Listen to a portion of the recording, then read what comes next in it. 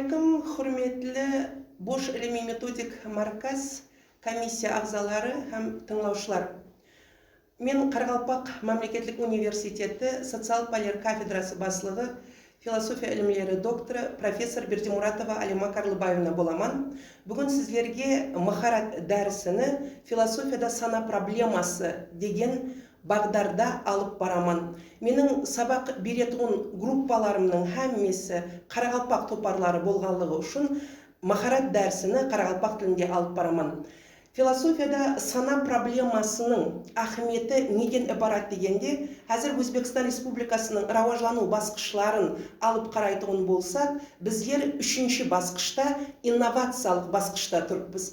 Әрбір инновациялық идеяларға текарланып, рауажлану, мемлекеттің экономикалық, социалық, рухи, саяси тарауларын рауажландыру мәселесі бұл ең ахметлі мәселелердің бірі болмақта. Бұл ахметлі мәселенің іске асуы тікелей сана мәселесі менен байланысты алып қаралады. Соның ұшынан философияда сана проблемасын үйренуімізде біздер режеде ең текарғы үш сұрауды бөліп алып қарадық. Сана сәулеленудің ең жоғарғы формасы сипатында, һәм сананың қасиеттері режеміздегі бірінші сұрауды береді. Екінші сұрау сананың структурасы, үшінші сұрау сананың деректері мәселесі менен байланыслы. Енді бірінші сұрауға келсек, сәулелену мәселесін үйренбестен бұрын сананың келіп шығуында екі үлкен фактордың мазмұнын біздер диққатқа алуымыз керек болады. Біріншісі, сана қалыптасуы үшін біздерге биологиялық фактор керек болады. Биологиялық фактор жоғары дәрежелі рауажланған нерв системасы ретінде алып қаралады. Яғни сана һәме уақытта адам менің қасиетін береді. Енді адам менің қасиетін береді дегенімізде, біздер бүгінгі күнгі ілімнің беріп тұрған мағлұматларына текарланып айта аламыз, сана бұл ең жоғары дәрежелі рауажланған нерв системасының қасиеті деп. Екінші фактор сипатында социалық фактор алып қаралады. Социалық факторға адамның өзі ұқсаған адамларменен жәметлі қатынасуларға түсуі, ниет етуі, тілдің жәрдемінде қатынасқа түсу мәселелері социалық фактордың текарғы мазмұнын белгілеп береді. Соның ұшынан осы екі фактордың біреуі болмаса, онда сананың қалыптасуы белгілі бір дәрежеде проблеманы келтіріп шығарады деп айта аламыз. Осы екі факторға текарланып сана қалыптаседі, һәм біздер бұрынғы өткен материяның формалары деген теманы үйренген уақытымызда сол әрекет етуші материяның текарғы формаларын бөліп қарадық. Сол формаларменен сананы байланысты алып түсіндіретін болсақ, сана сәулелендірудің ең жоғарғы формасы сипатында алып қаралады. Енді бұл берілген текарғы режедегі көрсетілген сұраудың мазмұнын түсіндіруіміз үшін бірінші кезекте біздер сәулелендірудің не екенлігіне диққат аударуымыз керек. Мұнда психиканың табиғи текарлары сипатында сәулелендіру мәселесі үлкен проблема сипатында алып қаралады, һәм ол слайдымызда көрсетілгеніндей, егер денелер өз ара бір-бірімен тәсір етсе, сол тәсір етісу процесінің ақыбетінде бір дене өзінде басқа дененің өзгешелігін қайта тікілеу процесін іске асырса, сол процесті біздер сәулелендіру деп айтамыз. Енді сәулелендірудің текарғы белгілері қандай деген сұрауды беретін болсақ, онда сәулеленуші текарға қатынасы бойынша һәме уақытта екілемші характерге ие болады, сапасы характері бойынша текардан ғарезлі болады деп айтамыз. Кейінгі белгісі сипатында сәулеленуші объекттің әп-уайы түрде қайталанбауын аңлатады. Осы текарда біздер айта аламыз, сәулелендіруде сәйкеслік моменті есапқа алыну керек. Сәйкеслік моменті изоморфизм түрінде, яғни структуралардың өзара бірдей сәйкеслігі түрінде, һәм гомоморфизм түрінде іске асырылады. Структуралардың өз ара бірдей сәйкеслігі жоқ түрінде де ол іске асырылады. Яғни сәулелендіруіміз һәме уақытта өзінде қандай да бір хабарды алып жүру мүмкіншілігіне ие болады деп айтамыз. Енді не үшін санамыз сәулелендірудің ең жоғарғы формасы сипатында алып қаралады? Бұл сұрауға біздер жауап беруіміз үшін қайтадан өткен лекциямызда өткен әрекет етуші материяның тикарғы формаларын көз алдымызға келтіруіміз керек. Тикарғы формаларын біздер жансыз табиғаттағы әрекет етуші материя деп бөліп қарадық. Екінші тикарғы үлкен түрін жанлы табиғаттағы әрекет етуші материяның формасы деп алып қарадық. Һәм әрекет етуші материяның социалдық формасы деп алып қарадық. Енді сәулеленуімізден басқышларға бөлінген уақытта осы әрекет етуші материяның тикарғы формаларына сәйкес келеді. Жансыз әрекет етуші материяның формасына жансыз табиғаттағы сәулелену сәйкес келеді. Ұлыма дүнияда жансыз табиғаттағы сәулелену өз ішіне әрекет етуші материяның механикалық, физикалық, химиялық формаларын қамтып алады. Һәм сол жерлерде сәулелену тікелей формада, дистантлық формада әмелге асырылады. Тікелей формада дегеніміз, қандай формада іске асырылады деген сұрауды берсеңіз, ұлыма өз ара тәсір етісіп атырған объектлер, бұлар бір-бірін тікелей турыдан туры сәулелендіру мүмкіншілігін береді деп айтамыз. Ал аралықтан сәулелендіру дегенімізге нелерді мысал қылып алып қарауымызға болады? Аралықтан сәулелендіруде, мысал үшін біздер айнаның алдына ақ қағазды қойып кетсек, белгілі бір уақыт өткеннен кейін келіп қарасақ, айнаның алдындағы қағазға құяш нұры түседі. Құяш нұры түсуі нәтижесінде не қылады? Ол айнамыздағы алдында тұрған қағазымыз сарғыш реңге дөніп басылайды деп айтамыз. Яғни құяштың нұрын өзінде қайта тікілеу мүмкіншілігіне ие болады. Аралықтан дистантлық сәулелендіруіміз осындай формаларда әмелге асады. Енді жанлы табиғаттағы сәулеленуіміз бұл тікелей біздерде икемлесуші іскерліктің пайда болуымен байланыслы. Ал егерде жансыз табиғаттағы сәулеленудің тикарғы белгісі қандай десек, ол жерде біздер активлілікті көрмейміз. Ол жерде қандайда біз икемлесуші іскерліктің да элементар көрінісін көру мүмкіншілігіне ие болмаймыз. Ал жанлы табиғаттағы сәулеленуде икемлесуші іскерлік жүзеге келеді деп айтамыз. Енді ең апуайы түрі жанлы табиғаттағы сәулеленудің тітіркендіру деп аталады. Тітіркендіру сыртқы орталықтың тәсіріне организмнің беретұғын жуабы түрінде өмір сүреді деп айтамыз. Бұл жерде активлілік пайда болды деп айтамыз. Мысалы үшін тітіркендіру нелерге көзге тасланады деген сұрауды берсеңіз, өсімдіктердің тропизмлерінде, микроорганизмлердің таксислерінде көзге тасланады. Егер де біздер үйге, комнатаға, ханамызға гүл қойсақ, һәм сол айнаның алдындағы тұрған гүлге белгілі бір уақыт аралығында, һәм уақытта құяштың нұры түсіп тұратығын болсақ, не қылады? Сыртқы орталықтың тәсіріне үйдің хананың ішіне қойылған гүл шақасын имейту түрінде жауап қайтарады деп айтамыз. Осындай іс-әрекетті біздер өсімдіктердің тропизмлері деп айтамыз. Ал енді микроорганизмлердің таксислері қандай формада өмір сүреді дегенде, біздер мектеп курсынан білеміз, егерде колбаның ішіне бір клеткалы организмлерді қойып, колбаның екінші тарапіне лампыны жағып қоятын болсақ, жылылықты сүйуші микроорганизмлер сол лампа жаққан колбаның тарапіне жәмленеді дейміз.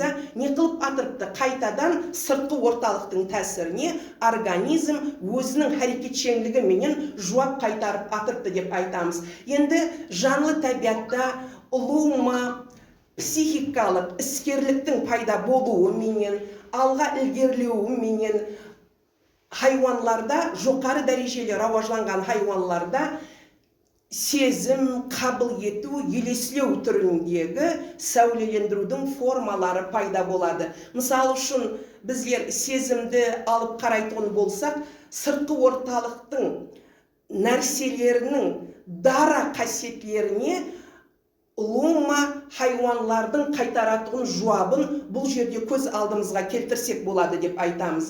Қабыл етуде не қылады? Сол дара тәсір етіп атырған элементлердің арасындағы байланыс тикарындағы образ қабыл етіледі деп айтамыз. Бір бүтін образдың қабыл етілуі бұл жерде бір өлшем сыпатында алып қаралады. Ал елестеуде болса, бұрын болған тәсірдің қайта тікленуі жүз береді деп айтсақ болады. Социалдық болмыстағы сәулелену индивидуал сана түрінде, geometrик сана түрінде, машиналық сана түрінде өз көрінісіне ие болады. Енді осы айтылған өзгешеліктерге тикарланған халда санамыз біздер сәулелендірудің ең жоғарғы формасы сыпатында алып қаралады дейміз. Себебі оның жансыз табиғаттағы сәулеленудің жансыз табиғаттағы формалары бар, жанлы табиғаттағы формалары бар, һәм социалдық болмыстағы сәулелену формалары бар деп айтылады.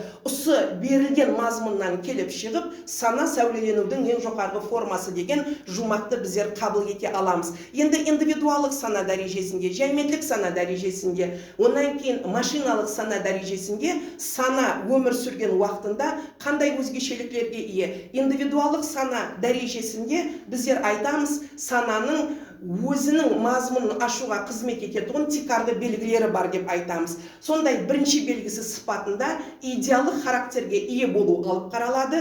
Екінші белгісі сыпатында интенционалдық характерге ие болуы алып қаралады.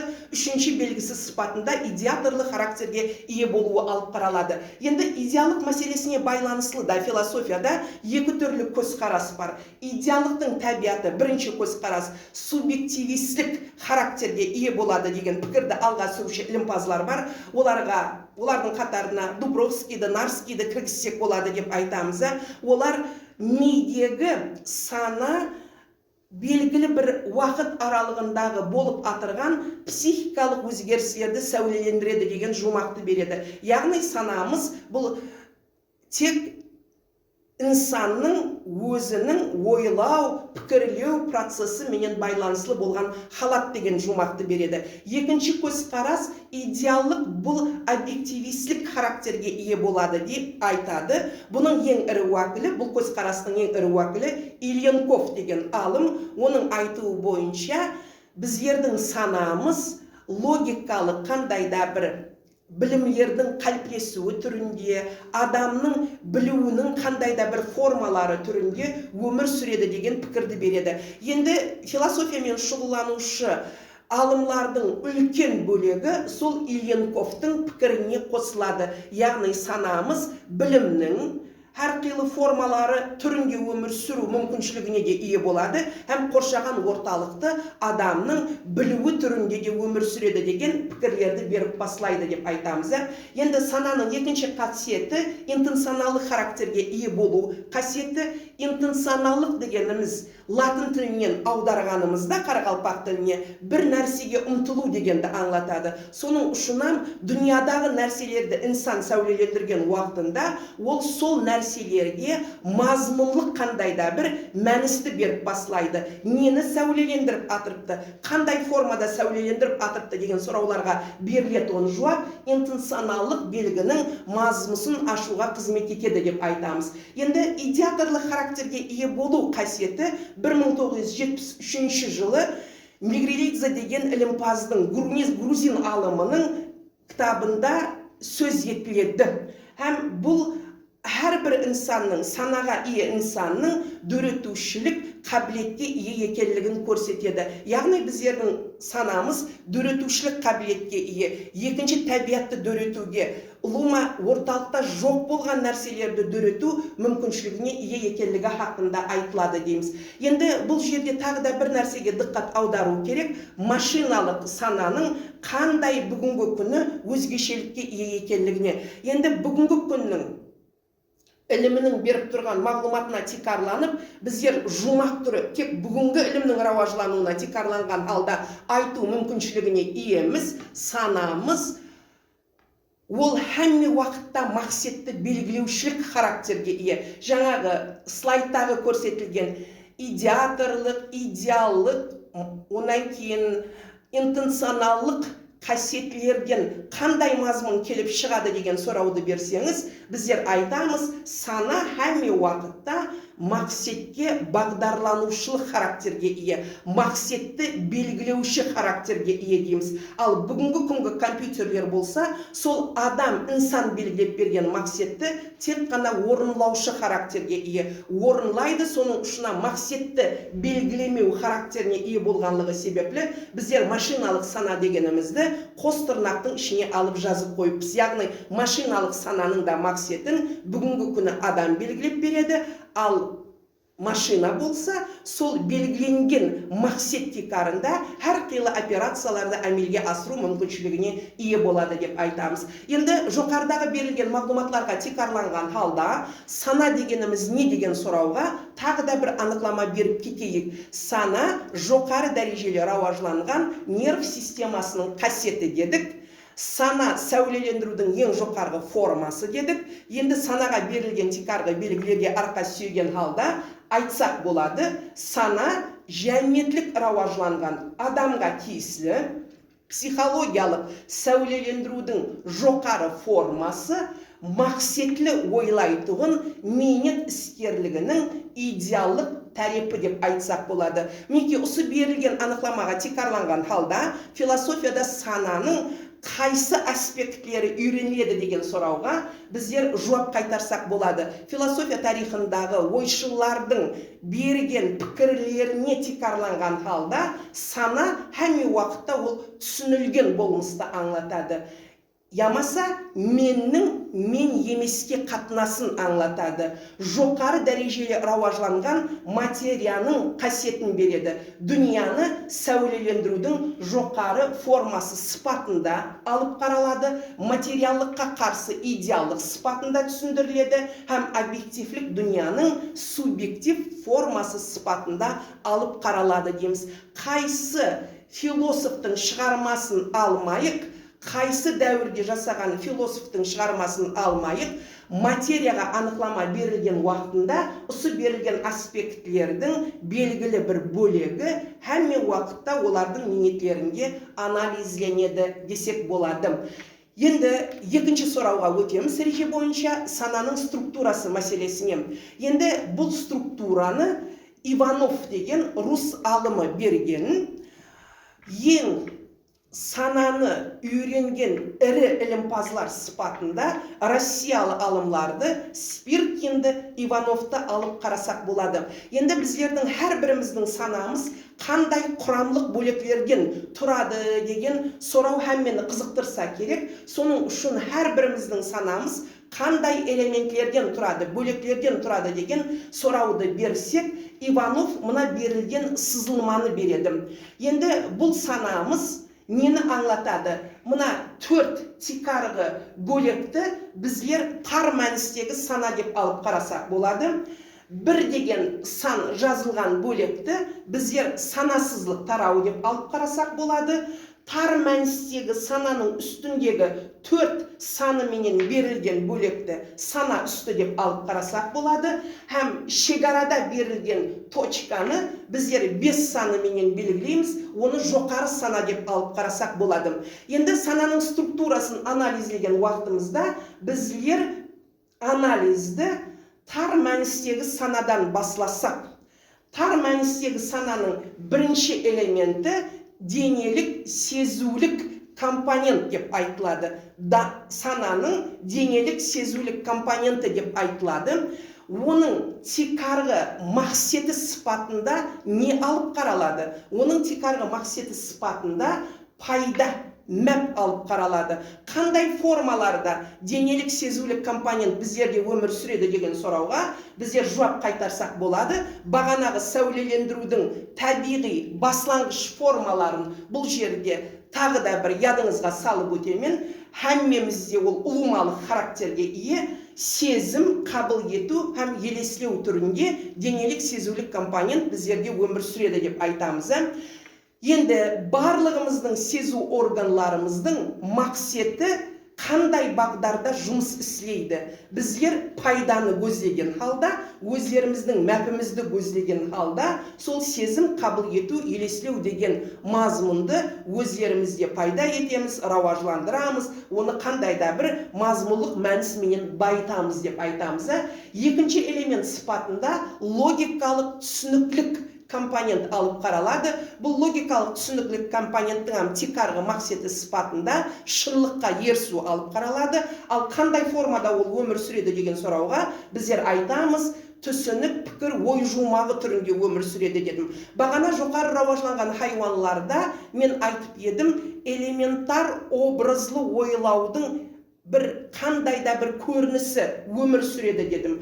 Ал түсінік, пікір, ой жумағы түрінде пікірлеу, анализлеу, синтезлеу, бұлардың барлығы тек қана адам миының қасиетінде өмір сүреді, пайда болады. Жоғары дәрежелі рауажланған нерв системасының қасиеті сипатында алып қаралады дейміз. Осы логикалық компонентқа тикарланған халда мен тағы бір мәрте қайталап айтамын, бүгінгі ілімдердің беріп тұрған мағлұматы бойынша біздер айта аламыз, сана бұл адам миының қасиеті деп. Егер де жасалма интеллект дөрелетуындай жаңалықлар ашылса, онда бұл пікірді де қайта көріп шығу біздер өздерімізде мүмкіншілігін пайда етеміз. Енді үшінші тикарғы элемент, компонент сипатында сананың эмоционалдық компонент алып қараладым. Енді сіздер сұрау беруіңіз мүмкін, сезулік компонент менен эмоционалдық компоненттің арасындағы айырмашылық неде деп. Ямаса екеуі бір нәрсе емес пе деген сұрауды беруіңіз мүмкін. Екеуі бір нәрсе емес, денелік сезулік компонент бұл біздердің сезулеріміздің формалары түрінде өмір сүреді. Біздер айтамыз, азамда 5 сезу органы бар дейміз, сол органлардың жәрдемінде іске асырылады. Біздер қоршаған орталықты қабыл ету мүмкіншілігіне ие боламыз. Қоршаған орталықты өздерімізде қандай да бір хабар түрінде сәулелендіру мүмкіншілігіне ие боламыз дейміз. Ал эмоционалдық компонент болса, сол 5 сезу органымызға тәсір етудің ақыбетінде келіп шығатуын сананың ең үлкен бір компоненті сипатында алып қаралады. Ол біздерде нелер түрінде, қандай формаларда өмір сүреді деген сұрауға біздер жауап қайтарамыз. Инстинктивлік, аффективлілік халат түрінде, эмоциялар түрінде өмір сүреді деп айтамыз. Бұның тикарғы мазмұнын ләззетлену принципі береді дейміз. Сезулер пайданы көздесе, эмоционалдық компонент бұл ләззетленуді көздейді. Яғни сөздің тәсірінің нәтижесі нені келтіріп шығару керек? Адам үшін ең қолайлы вариант, қандай вариант? Бұл ләззетлену, сөз біздерді қуандыру керек, қандай да бір мақсатлерге жетелеу керек деп айтамыз. Сезуіміздің тәсірінің, сезулерімізге берілген тәсірдің ақыбеті нәтижесінде ләззетлену қалыптасады дейміз. Төртінші элементі сипатында не алып қаралады? Бақалық мотивациялық компонент алып қаралады. Бақалық мотивациялық компоненттің тикарғы мақсеті сұлулық, шынлық, әділдік хақындағы біздердің пайда болған көзқарастарымыз. Яғни біздер сұлулықты, шынлықты, әділдікті сол хақындағы пікірлерді өзімізде қалыптастырген уақытымызда жәметтің рауажлану дәрежесін де есапқа аламыз. Жәмет қандай идеяларды, қандай моралдық нормаларды алға сүріп атырыпты. Соларға тикарланған халда біздер өздеріміздің субъективлік табиатымыздың мазмұнын есапқа алып, сұлулық, шынлық һәм әділдік хақындағы пікірлерді өздерімізде қалыптастыру, рауажландыру, байыту мүмкіншілігіне ие боламыз деп айтамыз. Соның үшін тар мәністегі сананың тикарғы мазмұнын осы берілген 4 тикарғы компонент құрайды деп айтамыз. Енді біздер егерде өздеріміздің миымызды осы берілген шеңберіменен аналогиялық ұсылда алып қарайтын болсақ, бірінші, екінші компонент бұл миымыздың шеп ярым шеңберін береді. Ал үшінші, төртінші компонент болса, миымыздың 10 ярым шеңберін біздерге береді деп айтамыз.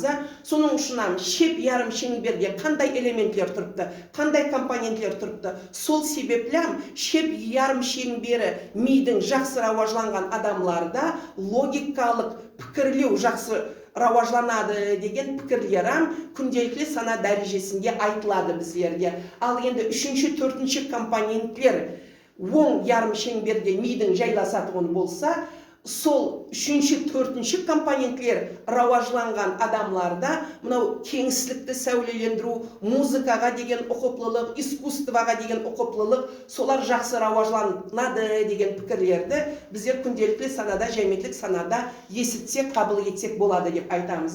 Енді кейінгі компоненті сананың санасызлықты аңлатады. Санасызлық дегенімізге біздер еш уақытта этикалық мазмұнды беруімізге болмайды. Санасызлық ол ұнамлы процесс түрінде де қалыптасуы мүмкін, санасызлық бұл ұнамсыз процесс түрінде де қалыптасуы мүмкін. Соның ұшынан санасызлық дегеніміз Спиркиннің айтуы бойынша әме уақытта екі түрде адамда болуы мүмкін. Біріншісі интуиция түрінде, екіншісі автоматластырылған іс-әрекетлер түрінде, ямаса қысқартылып автоматизмлер деп те айтылады. Енді интуиция, автоматластырылған іс-әрекет, ямаса санасызлық дегеніміз не? Оған қандай анықтама береміз деген бұл жерде сұрау пайда болады. Санасызлық дегеніміз ол белгілі бір уақыт аралығында айрым жағдайларда сана тарапынан басқарылатұғын, ал айрым жағдайларда сана тарапынан басқарылмайтұғын сана асты, тар мәністегі сананың асты халатын біздер санасызлық деп айтамыз. Енді бірақ белгілі бір уақыт аралығында ол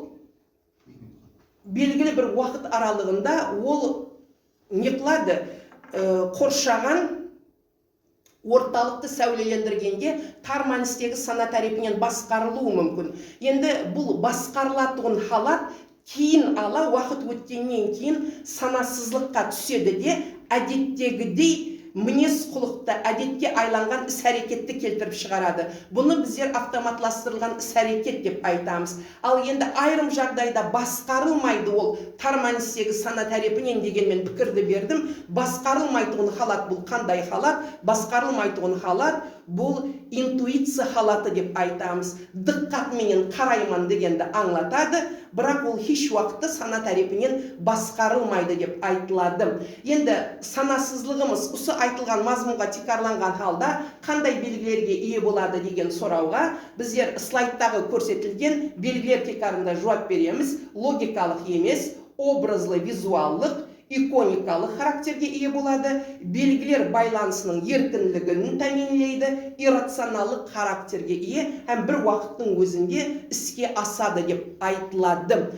Санасызлықтың екі текарғы түріне анықтама берілді. Интуиция дегеніміздің не екенлігін айттық, автоматластырылған іс-әрекеттің не екенлігін айттық.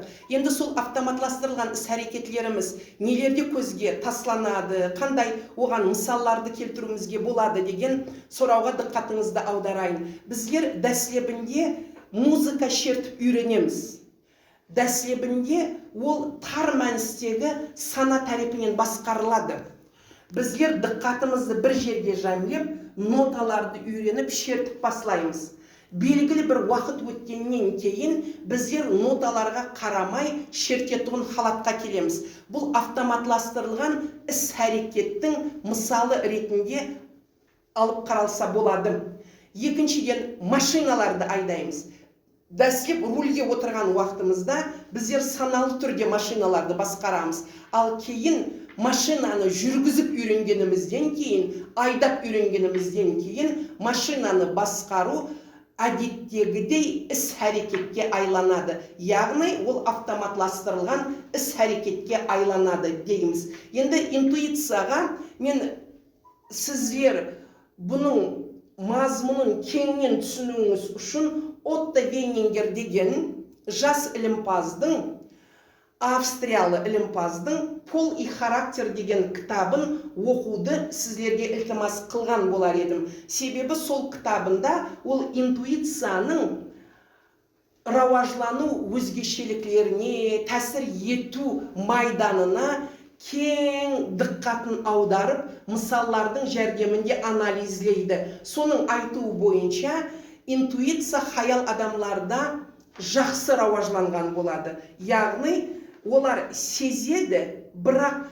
не үшін ондай сезімге келдің деген сұрауды берсек, олар оның тикарын, дәлелін түсіндіріп бере алмайды. Соның ұшынан диққатменен қарайман дегенді аңлатады. Ол еш уақытта біздер жаңа анықламаны бергенде айттық, қар мәністегі сана тарапынан басқарылмайды дедік. Ол берілген халат. Соның ұшынан психология ілімі қазір интуицияны түсіндірген уақытта оны 6-шы сезу органы сипатында алып қарауға болады дейді. Оны гипотеза түрінде алға сүреді, бірақ 6-шы сезу органына айландырудың дәлелдік тикарын келтіріп бере алмай атырды деп айтамыз. Соның ұшынан күнделікті сана дәрежесінде біздер интуицияны 6-шы сезу органы деп істетеміз. Тек қана болжау түрінде істетеміз. Ал бірақ ол теорияға айланған ба деген пікірді беретін болсақ, теорияға айландыру үшін оның дәлелденушілік базасы берілуі керек дейміз. Енді сананың кейінгі элементі сипатында екінші, үшінші, төртінші элементтерден үстін тұратуын сана үстінгісі алып қаралады. Сананың үстіні алып қаралады деп айтамыз. Оның тикарға мақсеті неге бағдарланған деген сұрауға біздер жауап қайтарамыз. Әдеп ікрамлылық меннің қалыптасуіне бағдарланған дейміз. Яғни белгілі бір моралдық нормалар тикарында, ұнамлы моралдық нормалар тикарында жәметлік қатынастарға түсу, белгілі бір жұмақларды қабыл ету, белгілі бір нормаларды өздеріміздің жасау, тұрмыс тәрізіміздің қағидасына айландыру, осы сананың үстіні менен байланыслы деп айтсақ та болады. Енді 5-ші элемент сипатында жоғары сана алып қаралады. Жоғары сана инсанның санасының космослық майдан менен байланысына диққат аударады дейміз. Соның ұшынан жоғарғы сана шекарада тұрыпты. Бүгінгі күнгі ілім жоғарғы сана не деген сұрауға анықлама бере алмайды, бірақ оның бағдарын тек көрсете алады. Ілімнің рауажлану уақыттың өтуіменен жоғары сананың не екендігін түсіндіру мүмкіншілігіне ие болады деп айтамыз. Бұл хақында Россияда Ілімдер Академиясының белгілі бір уақыт аралығында МИ институтының директоры болған Бехтерова деген алымымыз өзінің көплеген берілген МИ хақындағы сұрауларына жауапларында айтып өтеді. Бүгінгі ілім оның не екендігін түсіндіру мүмкіншілігіне ие болмағанлығыменен біздер сананың структурасынан оны шығарып алып таслай алмаймыз. Ілімдердің рауажлануы уақыттың өтуіменен жоғарғы сананың не екендігіне жауап қайтарады деген пікірлерді ол алға сүріп еді дейміз. Енді жоғарғы санамыз біздерде бұрын көргендей едім, осы уақияның болғанын білетұғын едім, ямаса алдынан болжаушылық қандайда бір ұқыплылығымыз болса, солардың әммесі жоғарғы сананың мазмұнын белгілеп беруші тикарлар деп алып қарасақ та болады. Енді жобадағы 3-ші сұрауға өтеміз. Осы берілген структура, сананың структурасы қандай деректердің тикарында қалыптаседі, жұмыс істейді, рауажланады деген сұрауларға жауап қайтаруымыз үшін біздер жобадағы көрсетілген 3-ші сұрауға өтуіміз керек. Ол жерде сананың деректері мәселесі алып қаралған. Енді ең тикарғы дерек сипатында сыртқы предметлік дүнияны алып қараймыз. Яғни бағанағы көрсетілген сананың элементлері олар бізді қоршаған дүнияны, сыртқы дүнияны әмме уақытта өзінде сәулелендіріп отырады. Сыртқы дүния тәсір етеді, бағанағы денелік, сезулік, логикалық, эмоционалдық, бақалық, мотивациялық, санасызлық, сана үстінгісі, жоқары сана мазмұны халатында ұсы берілген сыртқы предметлік дүнияны қалыптастыру мүмкіншілігіне ие, сәулелендіру мүмкіншілігіне ие. Себебі бағана мен айтып едім, сананың қасиеті сипатында интенционалдық қасиет алып қаралады дедім. Сана нені сәулелендіреді, неге қаратылған, қандай формада сәулелендіреді деген сұрауларға ол жауап береді дедім. Сыртқы предметтік дүнияны сәулелендіргенде де жаңағы жоғарыдағы көрсетілген элементтердің әммесі сәулелендіріліп атырылған мазмұнға қандай да бір мәністі беру күшіне ие деп айтамыз. Екінші, сананың дерегі сипатында социо-мәдени орталық алып қаралады. Социо-мәдени орталығымыз әркімде әрқилы болуы мүмкін. Бұл сіздерді қоршаған тікелей орталық. Сіздер қандай семьяда тәрбиеландыңыз, қандай мектепке оқуға бардыңыз, қандай мектепке шекемгі тәлім мекемесінде тәрбиеландыңыз, қай жерге, қайсы қаладағы жоғары оқу орнына оқуға түстіңіз, солардың барлығы сіздерді тікелей қоршаған социо-мәдени орталықты белгілеп береді. Сол социо-мәдени орталықтың тәсір текарында сана анау яки мынау мазмұнға ие болып басылайды деп айтамыз. Себебі сол мазмұнды сәулелендіріп, өзінің дүнияға көзқарасын инсан қалыптастырады дейміз. Кейінгі сананың дерегі сипатында инсанның рухи дүниясы алып қаралады, ішкі дүниясы алып қаралады. Ішкі дүниясына инсанның, сол инсанға тек қана тән болған индивидуалдық өзгешеліктер кіргізіледі.